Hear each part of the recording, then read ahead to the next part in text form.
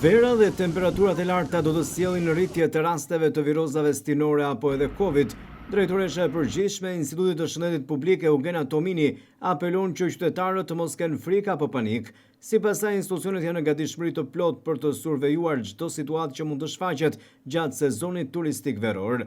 Ne urojmë të kemi një turizëm të shëndetshëm, një fluks turizmi si çdo vit tjetër i parashikuar, por sigurisht mos të trembemi, përkundrejt çdo elementi të mundshëm që mund të dalë, qoftë infeksionet gastrointestinale apo infeksione respiratore, sepse survejancat janë aktive, survejancat integruara me kapacitete laboratorike aktive.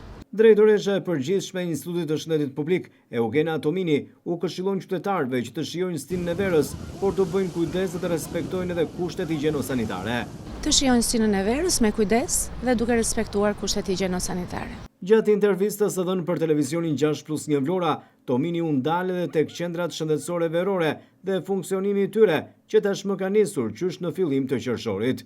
Absolutisht, Ministria e Shëndetësisë ka një plan të detajuar ku operatori i shërbimit kujdesit shëndetësor parashikon të gjithë qendrat shëndetësore të cilat janë ato verore që janë shtesë mbi kapacitetet e qendrave shëndetësore aktuale në dispozicion të popullatës të turizmit, popullatës shqiptare, por edhe turizmit në veçantë. Drejtoresha e përgjithshme e ISHP-s Eugena Tomini thekson se qendrat shëndetësore verore janë shumë të rëndësishme për shëndetin e pushuesve gjatë sezonit turistik. Absolutisht, po në të gjithë elementet, nga elementet e një çrregullimit të thjeshtë gastrointestinal, te një fenomen alergjik, tek një shërbim për sa i përket një urgjencë tjetër mjekësore, duke u kombinuar me urgjencët mjekësore kombëtare, sigurisht çdo element ka shkuar në vendin e duhur sipas çdo hallke të zinxhirit të sistemit shëndetësor.